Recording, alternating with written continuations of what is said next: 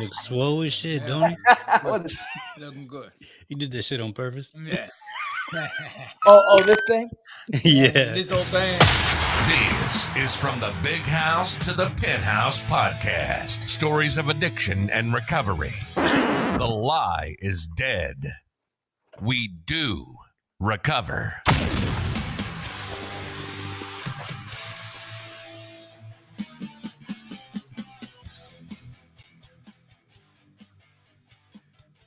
Hey, what's going on, everybody? Welcome back to another episode of From the Big House to the Penthouse Stories of Addiction and Recovery with your host, as always, Ricky Cruz. And my co-host, Raul Moreno. We have a special guest, Raul. Man, I'm excited about this one. Hey, this is crazy. First and foremost, man, it's an honor to have you on the show.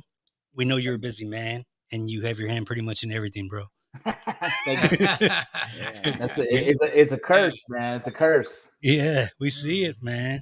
Man, hey, Vincent. No, this is Vincent Rocco Vargas, man. I'm sorry, I didn't know. No, you're good, bro. No issues. Yeah, man. So how's everything going? Good. We're we're busy with life, man. Just had a kid, getting started on other projects. It's just good, bro. Everything is good. All right. Yeah, man. Hey, do us a little favor, man. Tell us a little bit about Rocco. Yeah, man. Let's see. I played college baseball once. Started in Los Angeles, California, is where I grew up. Father was an LACD firefighter.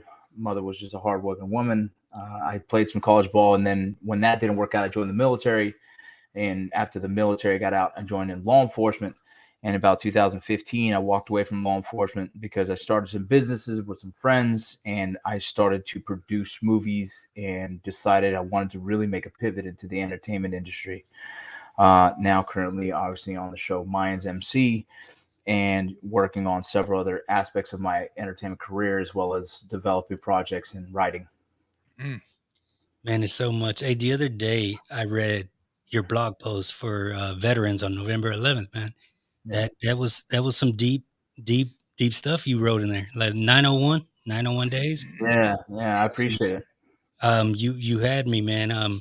It's a lot. I did a lot of research. I do a lot of research about people who we have on, because you got to know who you're talking to. Right. Man, first and foremost, like we said before, man, thank you for your service. Thank you. We're actually so I'm sorry, I'm over here stuttering. So with as you know, this podcast is about addiction and recovery. So it's actually it's called From the Big House to the Penthouse, Stories of Addiction and Recovery. And we did that because Ricky here was one time in the big house, and now he's living life in the penthouse in Houston. So he's living the dream. Well, after the nightmare, he's living the dream. Yeah. Right. Well, I don't know about the dream, man, but I mean, life is good. I'm not going to complain, Rocco. Life is good. I've been blessed.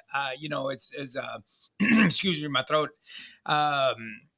From going to doing the institutions and which we call jail, institutions and death is what we call one of the things in our program, which I'm a member of the program of Narcotics Anonymous.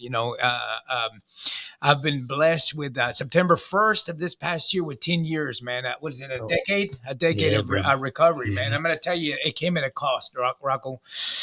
It came at a cost for me. And like we were talking earlier, off the record, that, I used to be embarrassed, and I'm no longer embarrassed, man. I accept, the things that happened in my life. We were talking about our children earlier. Yeah. And I appreciate the story you were telling me about your children. And a couple of weeks ago, I was telling Raul a story with mine. And when I came back from recovery, my children and I still didn't have a home, but my children and I took them to the movies, and we went to see some Cinderella show that came out at the time. And after we watched the movie and the lights came back up, they were giggling with each other like, "Hey, Dad is still here." They were all looked at it like, "Oh, Dad is still here." Dude, I used to, and when the movie started, I used to call my dealer And I used to meet him at the house. I would go back to the house and wait for him and, pick up some stuff, get some stuff, man. And I would go in the garage and then I'm just going to take a couple of hits, and blah, blah, blah, blah. I know, man. And I'd forget about the kids and I order some more, man. And then before they're calling me, hey, Dad, you're going to come, you coming? Where you at? But anyway, it's not funny. It's not funny. No, but it's honest. Hey, that's my experience, man. I don't know. Hey, like I tell my guys that come in, it's like, I don't know if you're like me. If you got what I got, man, I was out there, man. And yes, it was hard for me to share that in the beginning with some people that with new people that I didn't know. But now, knowing that my story could help someone else, you know what I mean? To get out and break into the honesty, into the, they say, man, that when you bring things out of the darkness, man, and into the light, you take the power away from it. Yeah, that's the healing, right? That's the healing part of it, man. And you know what, Rocco? I don't know about anybody else, man, but now that I've got it out in the open, and I've put it all out there, nobody can hold anything against me. Nobody can hold a something over my head. Hey, man, I know this about you. And I know that about you. You used to, used to da. Hey, because it's all out there, man. There's nothing you can do to me anymore because I've shared my story and everything. We were talking. Hey, right before it, I'm going to let you share something with us if you don't mind. But I was telling Raul, I was like, he goes, well, hey, Rick, how bad was what did you do? I was like, well, dude, I don't know, man. But I think we can know we've got a problem when you wake up, and I'm from Pearland. When you wake up in Dallas with 2 midget prostitutes, you know what I mean? In a hotel. I'm like, and Rose like, sounds like a good time. He goes, yeah. No, but he's like, hey, dude, is that a true story? I was like, well, the midgets aren't, but the other part. But you get the point, But we all have those type of stories, you know what I mean? Yeah. And on mine, some of them I can kid around today because the pain is gone. I mean, I don't run my recovery on pain anymore, man. I've done some step work and I work with a sponsor. When I have the urges to, not that I've had any urges, man. I've been blessed with that.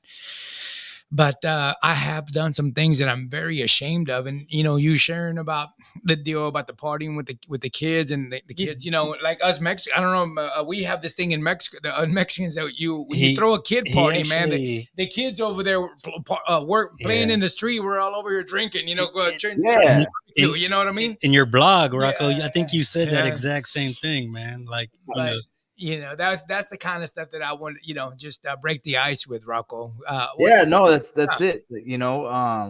I was kind of tired of not having those memories that I should have for the kids, right? And tired of telling them like, I don't remember, or tired of like waking up and the kids like, you got a hangover, and you're like, damn, I in this life of everything that's going on with me and kind of the changes and the growth in that process, I really started to kind of look at my life and what do I want to be proud of? And my legacy is my kids and trying to be the best leader for those kids is the most important thing for me. And part of the things they say in the military, in the Ranger battalion is lead by example. And if I was leading by example the way I was 3 years ago, I'm leading as an alcoholic and I'm raising alcoholics. You know what I mean? And I'm opening that door to alcoholism that is already so prevalent in my family. My grandfather, he died because his liver was shutting down, and this is not uncommon in my family. There's many other names I could name, but how do you stop that cycle? Well, it has to stop somewhere, and for me, it was with me. And on top of that was everything that's happening around me in the veteran community. Again, as someone who has kind of been thrown into a leadership role or people look up to in the veteran community, I kind of wanted to, I wanted to live by example also for them. I travel around the nation speaking to thousands of veterans about transitioning and struggles. And I always mention the drinking, like, hey, you guys got to watch your drinking. I always tell them like drinking is a big issue for a lot of us. But then right after I'm done, I get off the stage, I go freaking get drunk. You know what I mean? And, and so it's like, my wife's like, what are you doing? I'm like, man, you're right. Like, come on, man. Yeah, what a contradiction. I'm telling men. But like in my head, oh no, but I have my life under control. The drinking's fine. and that's not true. It's never true. Right. And so, I made that decision a few years back. It's coming up on 3 years, that I was going to be sober, and I've been sober. Wow. Everything. I don't smoke weed or anything. So it's just alcohol is my only vice. Oh, that's awesome, man. I was telling Raul that I can relate, to you, what you're talking about, being a role model and people that when they look up to us and that, we have a certain thing that we have to stand by. But I was telling Raul that when I first started in recovery, man, I was broke. I had spent all the money. I sold, I had several, I had about 6 collectible cars. I had a nice home and I had my business. And I smoked it all up, man. I smoked it all and snorted it all.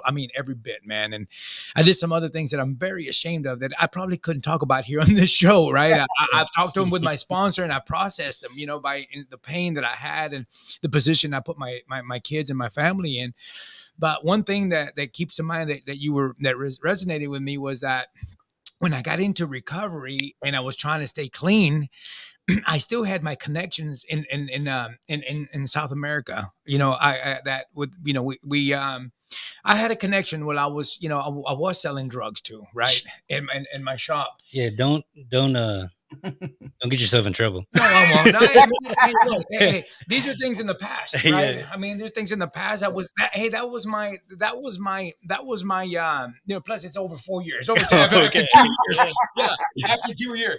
But reciprocity, right? Like, yeah, man, yeah, the time has passed. What's it called with Lori Ricker? She's probably watching.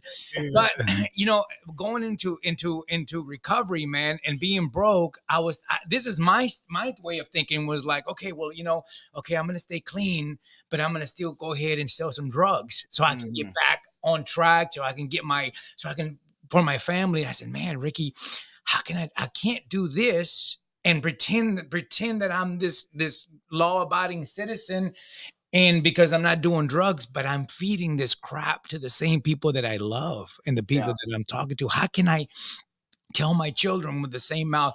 I had to get honest. You know what I mean? I had to get honest with the people around me and get honest with more than anybody, Rocco, myself. Look, I have to live with myself. Go ahead. Right. Mm-hmm. It's a crazy thing with like what addiction is and the self-destructive, kind of characteristics we do. You know what I mean? And when you get rid of one vice, you find another, and all we're doing is trying to heal some kind of trauma, some kind of internal, some kind of hole we're trying to fill. You know what I mean? And obviously alcohol and drugs never fill that hole, but it's just this endless cycle of just, it's just the downward spiral. And so it's, trying to find that answer, right? How do you fill that void without destroying your whole life? And for a lot of guys, counseling and all these other things that help with addiction. And it's crazy to see that it's very similar. So like we talked earlier right before this, like, how come I'm so busy? Like I have my hands in all kinds of things. Mm-hmm. That's another one of my things. Like if I'm not busy, it's idle hands, right? If I'm not busy, trust me, I start feeling depressed. So I find more things. And when I don't have enough on my plate to do, I create another thing that's going to put more on my plate. And if my mind's not going, then I start wanting to just, self-destruct. Like I'll blow this whole thing up, forget it. And so I kind of stay on this thing where I give myself these missions, right? I give myself these tasks and I try and complete them and I complete them and I complete them. And that's why you look at my life and research. It's like just crazy as hell. It looks like, I'm ADD jobs, right? I've had every job you could ever think of. I've done all that. Yeah. Right. But that's another one of my issues, right? That's another one of my addictions. I kind of keep filling my plate with too much. And, I'll figure that out one day too, I'm sure. That I kind of that happens to me a lot too, Rocco. I tend to find myself. I tell myself that I enjoy staying busy. Idle time for me, man. My mind starts clicking. It starts, and I start drinking. It's not drinking. I start thinking some crazy shit, man. I start thinking that people are talking about me that are not even. My sponsor had to tell me, "Look, Rick, you're not that important, man. Yeah. Look, you're not that important. People aren't talking about you. If you have an issue with someone, or it's probably just you." Yeah. People go on with their lives. If you had an issue with somebody that you were arguing with or whatever, probably the chances are they're over it and you're still stuck. Yeah, we do that. We do You that. begin to do that. Yeah. Yeah, we start to think, I've seen my friends hanging out. I'm like, man, they didn't invite me, man. Yeah. Yeah, yeah, yeah. Like, Yeah. what did I Exactly. do? And then you're starting to question, like, man, they even friends? Like, what is a friend? Yeah, like, dude, it's been endless, bro. So I've kind of put a lot of energy into writing, and the writing has been a therapy for me as much as freaking acting, right? Like, you guys see on TV we're acting. Big old dudes, scary looking dudes, tattooed dudes been in prison, all acting. And I don't think you guys realize how therapeutic that job is for us, right? It's therapy. We all grew up macho and Latino, and if you cry, you're a girly, right? Or you get called like a pussy, whatever the case, right? All these things, right? And we don't have permission to cry when you're young, and still to this day, it's kind of one of those things, and you have emotion on film, it's okay because that's what the character tells me to. It's my job, and what you guys don't realize is that is so healthy for us. It's been healthy for me. It's been part of my recovery. It's been part of my healing trauma from post-traumatic stress and military and things like that. Is acting, right? Is being able to give him permission to feel again. And that's something. Emilio Rivera, he's one of my mentors, bro. He plays Marcus Alvarez on Mayans. He's just an idol, but that dude he's sober as well. I believe it was 30 something years or 30 years just recently. He's just powerful. But his story was so many years of being on the street and doing his thing. He got into acting, and the one thing his acting coach told him, was let it go. Like just, and he said that acting coach showed him how to be human again. And when he said that, I was like, I got emotional because I was like, damn, bro, you're right, because that's what it did for me, right? It shows you how to be human again. Like, there's a list of emotions you're allowed to have, and when you're growing up in LA or in a Latino household, whatever it is, you're only given angry, you know what I mean? Angry and drunk. Angrier. And so now we have more tools, and I know how to communicate when and I got my wife who fortunately she's seen me cry like a baby for whatever, and she completely is just very supportive, and that's another part of how I'm able to just kind of transition away from alcohol. That's amazing, man. You spoke about your wife, and I'm going to tell you, Rocco, I'm going to share some experience with me about my wife. Of course, my addiction, sent me into, while I was sitting in jail, I got the divorce papers, right? One of the hardest things in my life. I'm sitting in jail and receiving, divorce papers and that you're already in there and wondering what's going to happen, to you. And then you get these papers and you're like, oh man, all of a sudden it's all real, that you're going to be going, you're being dropped like a rock, and very well deserved. Right. But, I was telling, Raul once, we were talking about something, man, and then I was saying, Raul, look, man, because I'm married now, and a wonderful person. We have our issues. We fuss and we argue sometimes and stuff. And I was telling Raul, I said, look, dude, I said, I'm just learning, Raul. I'm like rebooted. I'm 52 years old, man, and I'm learning to live again, man. Everything that I was taught as a young guy, I come from Hispanic parents from Mexico. Look, Rocco, for us, the more women the men had, the better machos we were. Yeah. I was raised with that, man. And that mentality was wrong, man, from the very beginning. That's how my dad, which I love my dad dearly, but he was that his dad was like that, and their dad was like that. And that's where we come from. And just like breaking that cycle, I was telling Raul that when I met my wife, bro, I didn't know what to tell her. I didn't know how to meet a woman. All my previous relationships had to at least have alcohol. I had to drink a couple of beers to walk up to a woman and say, "Hey, baby, what's up?" You know what I mean? And be talking some stupid shit. No, say like you always say. What's up? No. Which one? Oh, what was a girl? What's a guy like you and a girl like me? Dumb and Dumber. Dumb and Dumber. Yeah, that's right. But I mean, dude, when I met my wife now, in fact, she makes fun of me because I called when we met. I think the next day I called her up and said, "Hey, listen, man, they're giving out free hot dogs here at the Walgreens, man. You wanna go have a hot dog with me?" I think I said some stupid shit like that, and she was wondering, so like, a hot dog? I'm like, yeah. And man, she took the Hey, she she's took back. yeah, She's over back there, here yeah. right now, just looking at us like, yeah, that's true. She accepted the offer. Yeah, it is true. I'm not, hey, but so learning me with my sponsor telling me, look, Rick, you got to start doing things different, man. I didn't know how to talk to a woman, man, because everything that all my previous relationships, and probably weren't even relationships, man, they're just one night stands. Let's just call it what it was, right? Yeah. That were fueled by alcohol or drugs or something like that. I didn't know how to talk to a woman and say, hey, I like you. You know what I mean? How about we go see a movie or go have some ice cream, like like back in the old days. He said ice cream. Yeah, whatever. I don't know, but I don't know what they say nowadays, man. But that was my experience in having to reboot my life again. I want to ask you something, Rocco. If you don't mind, if you don't mind sharing with us, when did you realize, when was that moment that you said, man, I think I've got a problem? When is the time that you could remember that wow moment going, man, damn, man, why did I do this? Why do I keep doing this? That shit. Yeah, that shit moment. Yeah. Well, when I was in the Border Patrol, it was crazy, man. I remember, like, I knew I was going out Friday night and I had no idea when I was coming home, but because I always would wake up back at home because the bartender would call my friends and they'd pick me. I wrote about that. They'd drive me home and I'd wake up and I wouldn't have a phone or a wallet or anything on my car. And I'm like, damn. And being a federal agent, bro, like, that is like the craziest thing, to be so careless with a great job and, making good money. I couldn't even complain. My life was great, but I was still doing everything I could to try and destroy it. And that didn't make sense. Like, that was like, what are you doing? I got a job getting paid over $100,000 a year. I could retire on this damn job.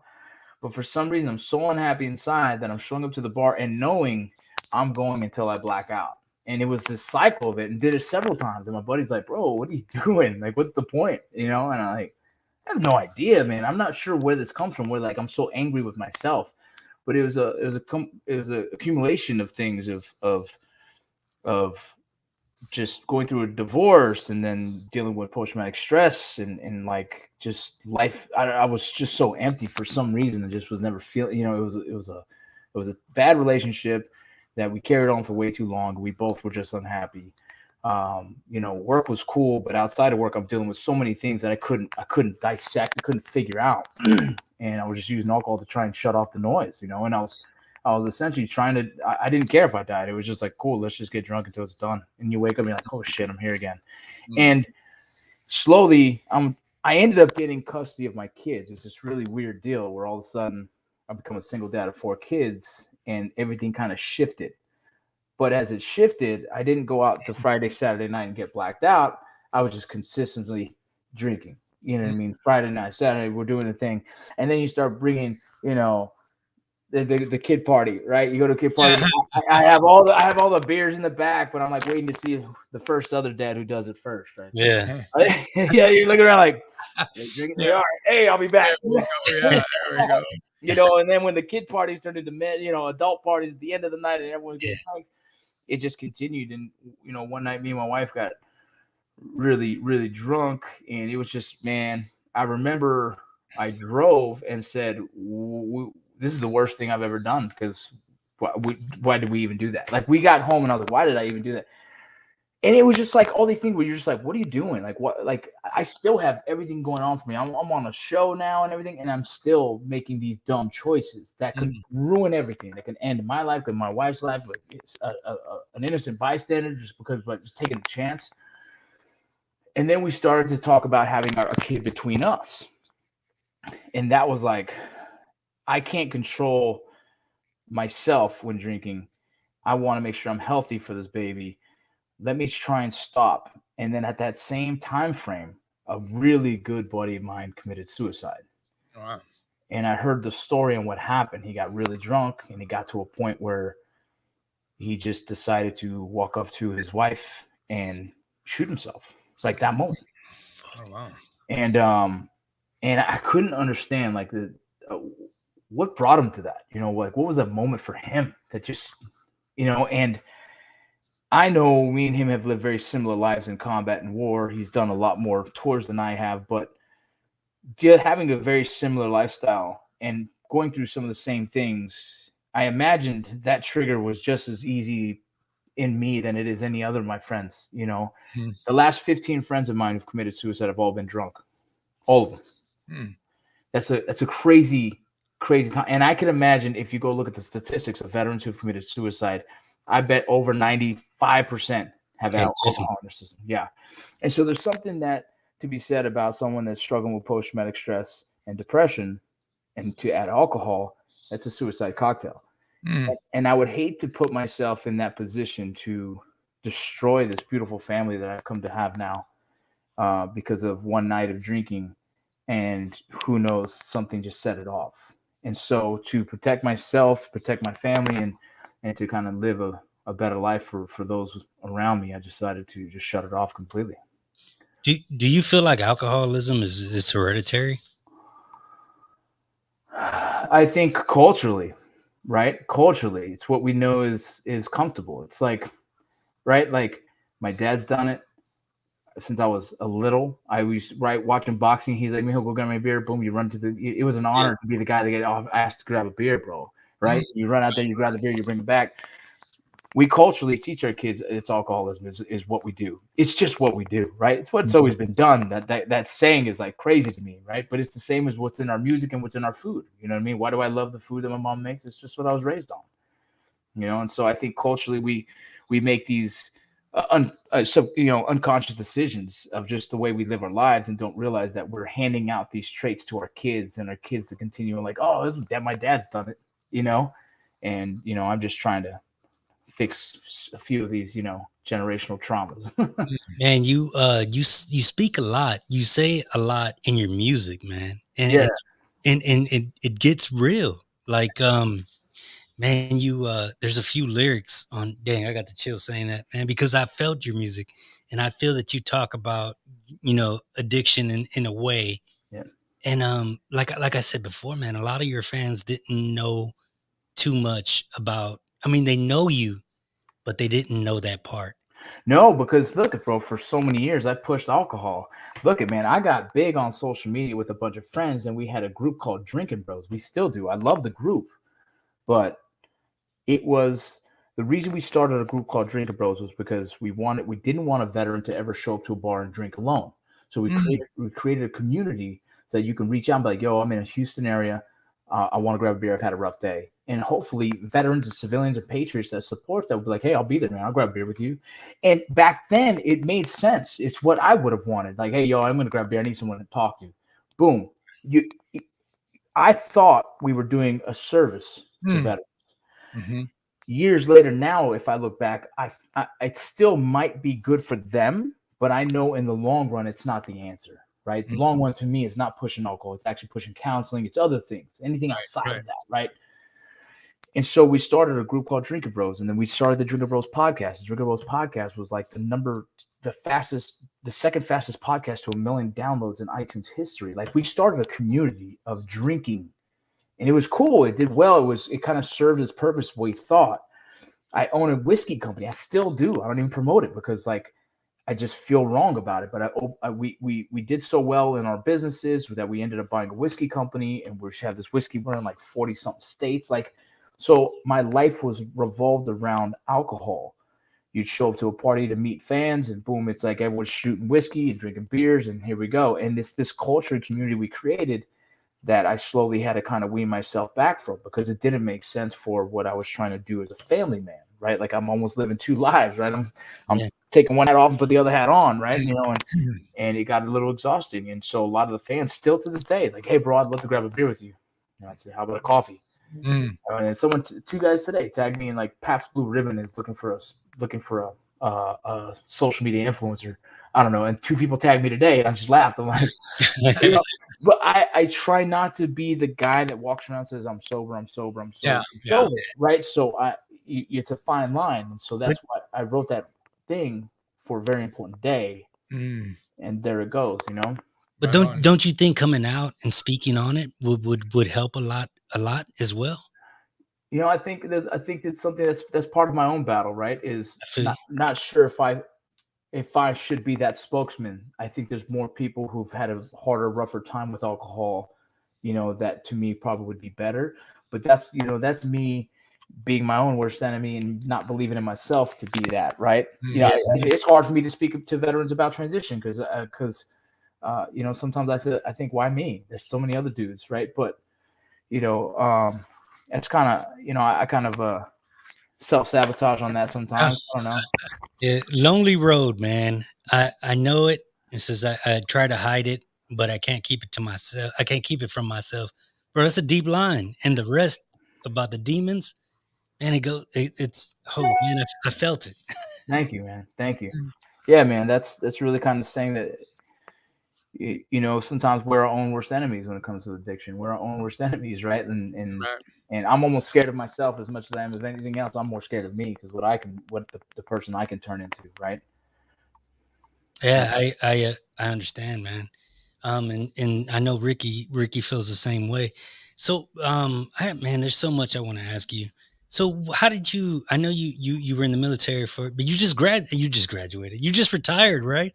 Yeah, so I retired from the reserves. It was the 18 years of service. I got medically retired, but yeah, so I did 4 years active. I got activated again later on, and then I stayed in the military doing the reserve thing. And so I retired as an E7 drill sergeant. But it was hard to do my job for the past 4 years. It's been hard because of the beard, because of the schedule for shooting. So we were navigating my career as much as we could, and then it got to a point where both sides of the party were like, well, let's just walk away. It's time. Yeah. Yeah, man. I was gonna wear the exact same shirt you got on, but I don't think I could have done it as well. You know what I'm saying? So, your motivational speaking, man. Do you speak a lot about your failures and successes? Always. I think that's the only way to give people some value is just be honest about your own failures, right? Like I speak a lot to law enforcement and military about balance in the family, right? In the family life. Like how do you stop a divorce? Well, first look in the mirror. Like it might be you might be the problem, right? And for a long time, I was dedicated to the mission. I was in love with my work. I gave my work 110%, and I gave my family whatever else was left over at the end of the day after I've had a few beers, right? You know what I'm saying? And so you're living in that reality, your family gets seconds. And when your family gets seconds, you become a paycheck and not a value to them, right? You're nothing to them. And so I had to shift gears in that. And it was my own fault. I kind of got addicted into making the money. I got addicted into taking care of the family. I got addicted into just being good at my job. Like everything I do, I get fully into it. Like I've been special operations in almost everything I've ever done. In the military, I've gotten almost every leadership award you can think of. I've got freaking honor graduates in all these damn schools. Like I'm always this overachieving person. And so I decided to try and pivot that toward trying to be an overachieving dad. That might be better. You know what I mean? For some reason, I didn't think about that. Mm-hmm. It's expensive. Well, you know what? Yeah, it could get expensive. Yeah. Hey, Rocco, I was listening to you talking about. Somebody mentioned, I don't know if it was you or Raul mentioning, talking about your failures and successes. I'm going to tell you that I've had trouble here lately. I can speak really well and I can talk a lot and comfortably about my failures for some damn reason. You know what I mean? I could sit here and tell you, like waking up at the hotel in Dallas with the two binged prostitutes. I can talk about all that shit, man, and tell you all the bad things that I've done. But as you know, the podcast being from the big house to the penthouse, right? I was telling Raul that I was going to my home group in NA, and I got to the point to where, things started happening. Rocco, I was starting to wake up early. I was starting to, now that I was clear-minded, I was able to think better, man. And I started to dig into my career, which was the automotive field, right? With the Mercedes, as you see, we're now, we moved our business into the regular, we say regular cars into the luxury sedans, which is Mercedes-Benz, BMWs. And, my career changed when I leveled up a little bit, when I say leveled up, I don't know. That's right. Like I said, I don't know, man. That's right. I feel a little messed, talking like that because, I feel I was sharing as things got better with my recovery, my thinking. I was able to invest more time in my career. Yeah. which I was able to invest That's more. me. You know, my thinking, it seems like it came back, man. I started to see things more clearly, Yeah. Yeah. slower, softer, and I just started to make these better decisions in my life. You know, things started looking up. I mean, as Raul was saying, I mean, my addiction took me to a little shack that I was living in, man. I mean, a small shack, literally. And we were laughing about this the other day when I met my wife. Lisa lived in a 2.5-story house with a swimming pool. I mean, she's a registered nurse by trade, and you know they do good for themselves, right? I was still living in a shack when I got out of jail. Why she even paid attention to me, I have no clue, right? But We don't either. yeah, it must have been my body because it wasn't my money. It wasn't the money. She ain't I paid tell her, attention. yeah, and she's over there saying neither.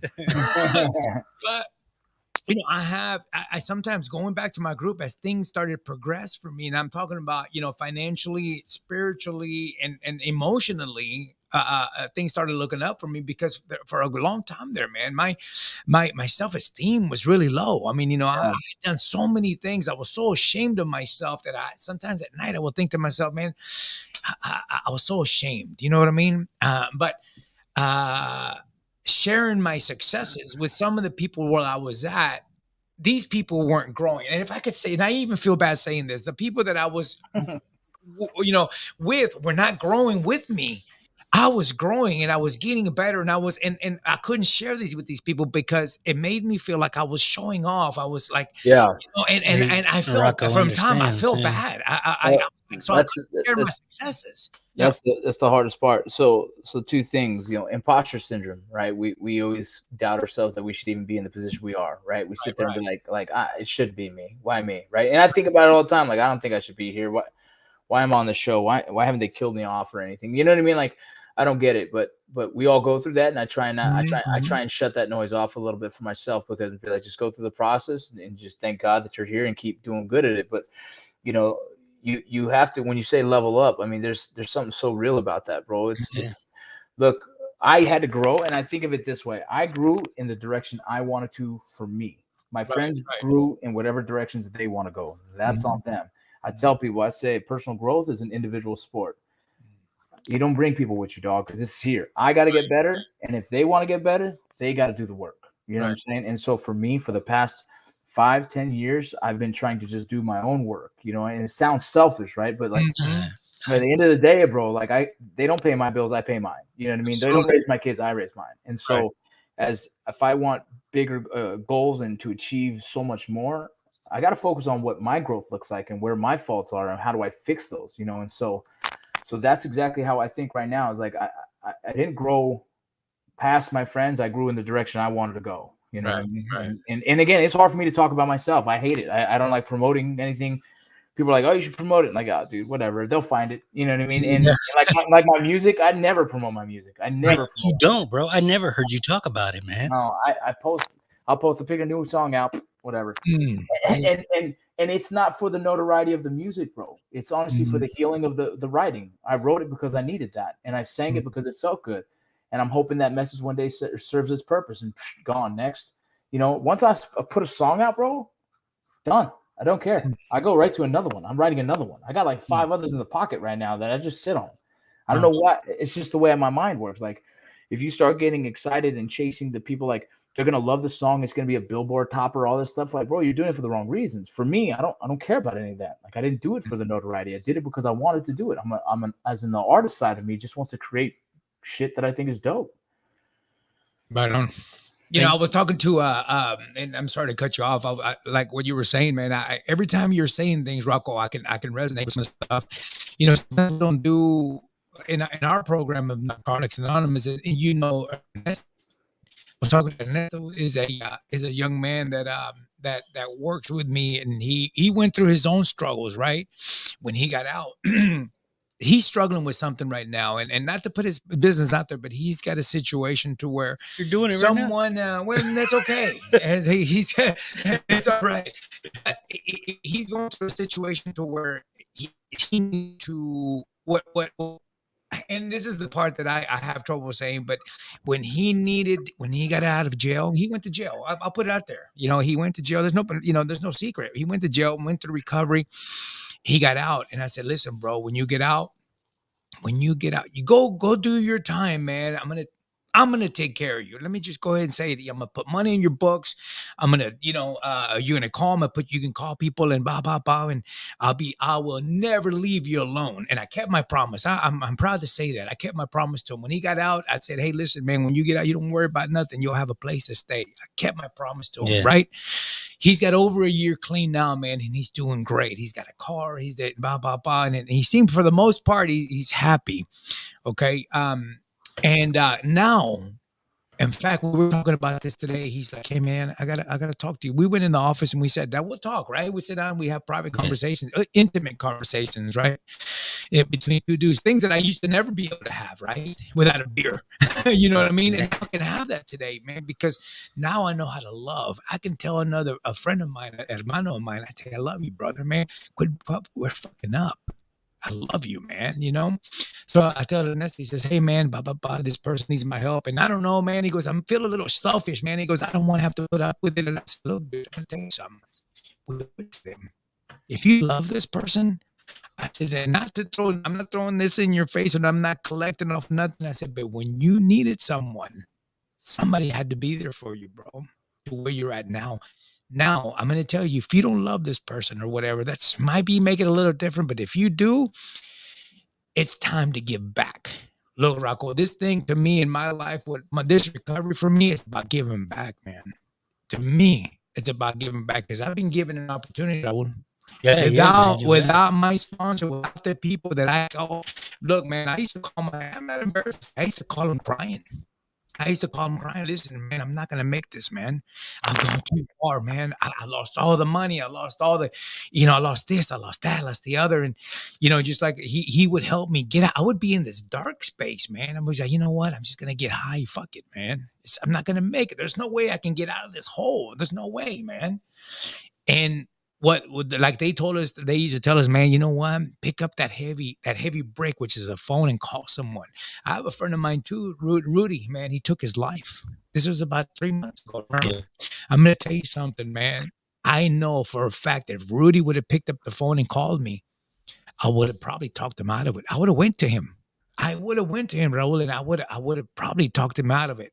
And he would have felt better. I think the funeral homes and the jails, man, are full of people of guys like us that make that last wrong mistake, man. You know what I mean? Yeah. Picking up the phone and helping someone or helping yourself, man, helping ourselves, man, to call someone. I've been in those dark places, I think to myself, you know what, man? It'll be easier just to go ahead and hang myself from a tree, hang myself. Hey, I'll be honest with you, here at my shop. This is years ago. I said, I was dealing with something really hard, man. And I pictured myself hanging from the shop, from the beam. Because you know what, man? Sometimes, dude, hey, our mind is a heavy thing to deal with. When we deal with it alone. Yeah. You know what I mean? No, I that's agree. That's what I'm saying. I just wanted to share that with you guys. You know what I mean? Hey, Shannon Book, man. He says he's been 400 days sober, man. Oh, wow. Best place he's ever been. Congratulations, brother. Right Bravo. On. Yeah. Hey, did you do any of the steps, man? Did you go into AA or you just did it straight up? I did a few AA meetings through because back it was pretty. Some of the harder times I had was during COVID, bro. So it was a lot of online meetings that were happening. So I jumped in some of those in the back and just peeking it out, man. But for me, is like I said before, I got rid of one vice and just added something else. I just got busy. And I still, we had a dinner last night, and half the people drink, and I said the thing like, "What's one?" Yeah. 1,000. What's one? Yeah. And I just. That's how it starts, bro. Yeah, I know. One is too many. 1,000's never enough. Yeah, I know exactly. They say how many beers you drink, all of them. You know what I mean? Yeah. I saw that picture you posted, man. That's a group of pretty motherfuckers. So you know, bro. Oh, I know. I'm the ugly one. Yeah. Man. Somebody's asking here, bro. I don't know. They're asking if you're filming in Arizona this season. I can't answer any Mayan stuff. There you go. Yeah. I ain't mad at you. Yeah. I ain't mad at you. Yeah, hey, they'll get on me. Do you know Shannon Book? No, I don't think so. And he's a good dude. He's also a singer, bro. He's got some good music. He's a Navy doc. Is it a doc? I'm not sure. I forget. Yeah, Probably he's a corpsman. I bet. corpsman. There you go. That's what it Yeah. is. Man, I was Army. I don't know Navy stuff, bro. Oh, you were Army, bro? That's I cool. did 10 years, man. Oh, congratulations, bro. I appreciate it, man. I appreciate it. It was so a lot. He said it. So a lot that you speak, man. I understand the survivor's guilt, the PTSD. Man, drinking was my thing, man. It's all of our thing, bro. We're raised in a drink culture in the military. Yeah, but you know what the wake up call for me was, man. I got in trouble by the police. Yeah, yeah, and I did exactly what you were speaking of earlier, man. I drove and drank, man, and I was in a horrible place, man. I just, but it's something that um that I needed as a wake up call. I needed to bring me back to Reality. to reality, man. To realize that I needed help. Do y'all have you heard of Veterans Court before? Yeah. Yeah, they have a good Veterans Court here in Harris and Brazoria County, man. And man, it turned me. I don't want to say around. What's the deal? Like 180, I guess. 180, yeah. Yeah. They have a great program. Yeah, they plaster your face all over the place. Oh no, that's what you say. That's the city. And that's what you say when you're graduating. Yeah. You're like, yeah, man. They put your picture all up. I found. What'd you say? You found your picture on Facebook or something? Oh Is that yeah, what the you say? the mugshot, man. They do it different here, bro. Yeah, they do it nice. Everybody knows you're in jail before you actually make it to jail. Yeah, Soon they as your come book. out one, you get a signature. Yeah, an Yeah. autograph. Yeah, That's I was funny. famous too, but not the same reasons. Hey, so Rocco, what keeps you? Listen, man. If you don't, what's your strength, man? What keeps you? What keeps you grounded? What keeps you on track? What keeps you sober, man? What is it? Tell us about that. What's your strength? It's a lot, man. I want to make my family proud. I want to make my wife proud. Yeah, that's a good one. Like Yeah.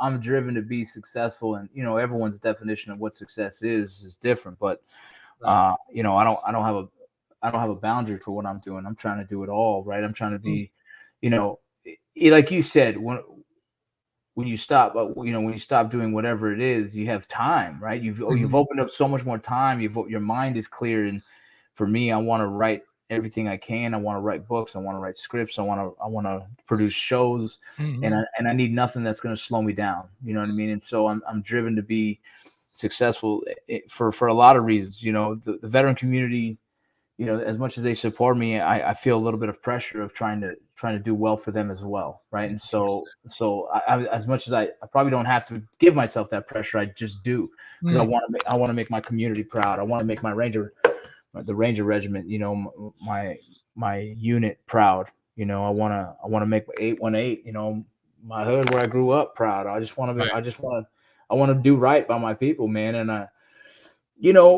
there's my kids don't know what life's going to be like. And when they get to that age of like any kind of doubt, they can look and be like, Dad wasn't anything special, but a driven man, and with that drive, I was able to achieve anything I said I wanted to. That's just the truth, right? Like, I don't think I'm special. I don't think there's nothing special in me, bro. I'm dyslexic. I'm everything you can think of. There's issues all over the place, bro, but I'm driven as fuck to accept my weaknesses and try and work on those. I'm cool with failing because I just learn from it and keep growing. That's what's up. I feel you. I was trying to think of something to say, man, but I understand. Do you have something else? So what's your hopes for the future, Rocco? What's in your future with recovery with Rocco as a businessman, as a family man? Yeah. We know that we could tell by you that you're a family man, and you love your children and your wife and your home. How do you balance? If you don't mind me asking, how do you? I'm going to tell you something about myself, Rocco. And to give you an example of what I'm asking, that me as busy, man, I stay super, super busy. When we came here to this business, to this location, I didn't know what I was getting myself into, bro. I had no clue. I was telling Raul, man, I mean, I work, and I work literally from sun up to sundown, and you know what? I love it. I love it. I mean, I enjoy it. I love the money that it produces for me. I love that my daughters can come to me and say, "Dad, I need this thing, and it's cost these thousands of dollars." And I'll say, "Okay, here's a debit card. Here's a credit. Go get it." You know what I mean? I love that feeling, man. That I'm a provider for my children, for my wife, and some people sometimes may think that I'm very materialistic, Rocco, and part of that I feel like it might be true, Raul. I've been working on that part. I don't think you You are, don't think man. so? But well, thank you. I think you flaunt yeah, it. yeah. That's what the difference is, right? Yeah. All these classic cars I'm out there having built, but. Here's the thing, man, and I'm going to give you this example real quick. I remember about 2 years ago, bro, this office where we're at has a long hallway and straight ahead, and it goes out to the front of the shop. And my daughter, Ricky, we were busy. And I was rocking and rolling. I was on the phone and and doing some sales and talking to clients. Ricky, she used to get dropped off from the bus here at the shop. And she comes in and I heard her go, "Dad." I saw her at the end of the hallway, right? And man, dude, I was in the middle of closing a deal with a pretty big size job because we restore cars too, and sometimes they get pretty pricey, right? My clients, for us, and I was like, "Oh my god, man, I can't believe she wants to talk to me right now, dude." When I said that to in my mind, and I shut the door. And I could see her as I was shutting the door. I could see her face, and then she turned, and I opened it again, and I saw her this look on her face of disappointment, right? But I was like, "Man, I gotta." And I went and finished the deal and sold the job, and I came back, and I was like, "Man, I can't believe I did that, man." But I have to produce, I have to produce income because I love them, and for the last couple of years, Rocco, I've been trying to juggle that to where I could slow down enough and really love pay attention to the things that are important in life, man. I mean, I Yeah. am busy and I love my children, I love my wife, and I love this business, man. I mean, this business gives me everything. It has given me dude, I'm gonna tell you something, man. I'm living a dream, bro. I'm living a dream. I love it. I'm gonna say this. Tell me. So I have to go after this because my wife's calling me. No But worries. it's all good. But yeah, balance, man. Like it sounds like I loved my job too before, and I lost my marriage because of it. And the marriage should have ended years prior. But even if it was a healthy marriage, it couldn't have lasted, right? They say loyalty has an expiration date. You know what I mean? And every woman has that moment of they break when you're gone too much in that sense. And as well as your family, they only, time is the most valuable thing you have, and this is time. So it's either time with your family or time at work. And if it's time at work to pay the bills, you pay bills. You're a bill payer. You're not a father, right? In my head. So I try and coach my kids. I try and drop them off at school. I try and pick them up from school. I try and be relevant in their lives as much as possible. Now, that's hard for me. I work in LA half the time. The other time I'm there, you know what I mean? But the days I'm off, I drive or I fly home. And that's just something that me as a family, me and my wife as a family decided that I will be home every weekend that I'm free.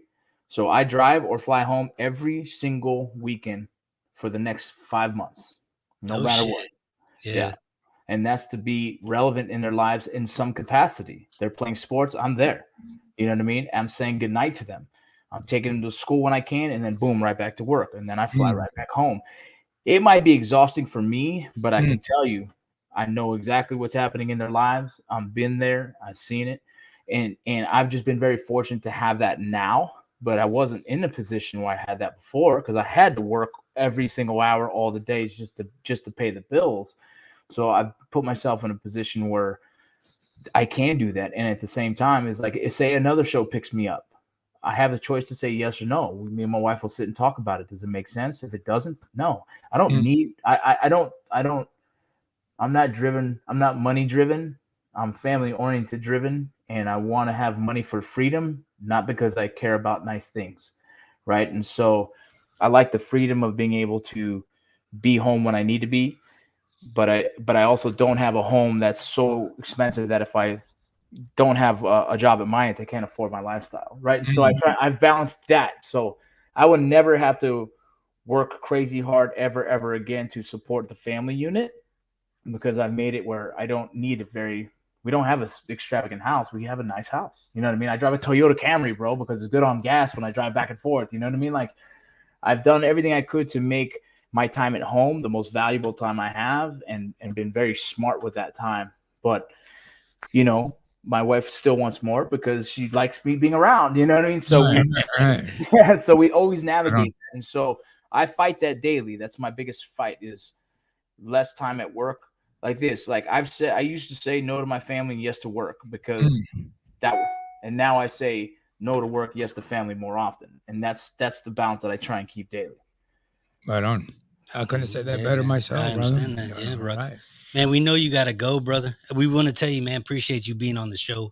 We thank you, man. It's an honor. Absolutely. And we look forward to seeing you. Yep. Yes, sir. It's good to meet you, Rocco, man. I appreciate your time, brother. Thank you. And if you're ever in Texas, man, come by and see us, man. Oh, I'm in Texas twice a year. I'm in San Antonio twice a year, every year, bro. All right, I'll shoot you out. I'm gonna be over there. I'm gonna be over there tomorrow. I'm gonna check out that other business you got over there. Yeah. Well, Hero Sports. Oh, them too. Mike's a good dude, man. I like that. I was talking about you still involved with Warfighter. Yeah. Warfighter Tobacco. Yeah, I'm gonna bring my man some cigars. Which ones do you recommend? Oh, dude, get him a sampler pack. He can try them all. There you go. I'll do that. All right, fellas. All right, Rocco. Man. Appreciate it. Man, Ricky, we're still on, bro. Just so you know, man. That was good. What do you feel? That was great, man. That was awesome. I told you like that dude, man. He's a good dude, man. He's really down to earth, man. He is. He's cool as shit. All right. Yeah, man. And I kept touching you, not because I was telling you you're breathing in the mic. That's just the way I talk. I thought you were trying to have that sexy voice. Now with that, man, tell me what you made me take off my goddamn gum. Because you were chewing in the mic. We're still on. Yes, we're still on. Hey, with that, guys, all right. You got anything? No, that's it, man. It was a great man, dude. That's one good dude, man. Yeah, man. I told you. I told you. Yeah, absolutely, man. We need to get him in here. We need to get him in here again live. Hey, we'll get him here live next time he comes. We'll visit him in San Antonio. Shit, say when. Let's go right now. Right out here you go. Hey, with that, guys, if you haven't, be sure to follow us on Facebook. Be sure to always share us. And as always, he's still breathing. You hear him chewing and breathing in that microphone? As always, we appreciate you guys. Hey, Ricky. The lie's dead. The lie's dead, brother. We do recover. We do recover. Right on, Cachetón.